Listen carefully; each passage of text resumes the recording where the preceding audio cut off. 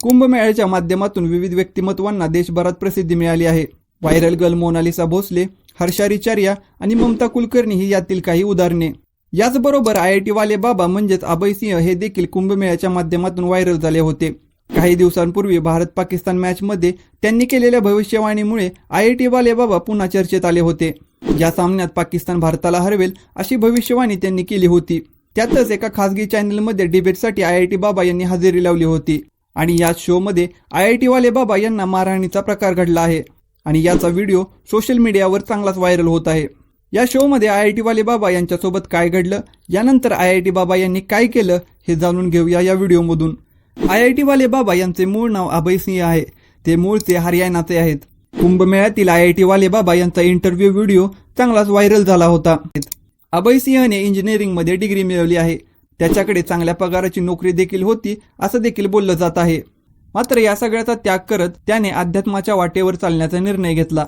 एका खासगी चॅनलमध्ये डिबेट शोसाठी IIT वाले बाबा यांना बोलवण्यात आलं होतं आणि या शोमध्ये काही साधू संतांची देखील उपस्थिती होती आणि याच ठिकाणी IIT वाले बाबा यांना मारहाण झाल्याचं बोललं जात आहे. IIT वाले बाबा यांनी सांगितलं आहे की एका शोमध्ये डिबेटसाठी मला बोलवण्यात आलं होतं. या दरम्यान काही लोक भगवी वस्त्रे परिधान करून या शोमध्ये आली. मी न्यूजरूमच्या बाहेर जाण्याचा प्रयत्न करत होतो, पण मला त्या ठिकाणी डांबून ठेवण्याचा प्रयत्न झाला. मात्र मी तिथून कसाबसा बाहेर पडलो अशी प्रतिक्रिया IIT वाले बाबा यांनी दिली आहे. तर या व्हायरल व्हिडिओमध्ये जे साधू संत आहेत ते IIT बाबा हा पाकिस्तानी एजंट आहे. तो साधू संतांचा मान राखत नाही, सतत सनातन धर्माचा अपमान करतो असं म्हणताना दिसत आहेत.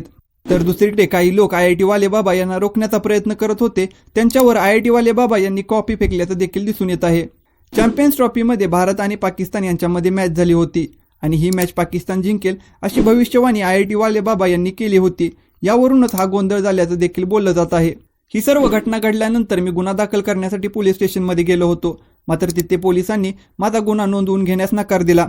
मात्र यावर IIT वाले बाबा पोलीस स्टेशनच्या बाहेरच आंदोलनाला बसले. त्यानंतर पोलिसांनी बाबांची समजूत काढल्याचं बोललं जात आहे. मंडळी, तुम्हाला या प्रकाराबद्दल काय वाटतं ते आम्हाला कमेंट बॉक्समध्ये नक्की कळवा आणि व्हिडिओ जर आवडला असेल तर अशा नवीन व्हिडिओ पाहण्यासाठी मुद्द्याचं बोला या YouTube चॅनलला सबस्क्राईब करा.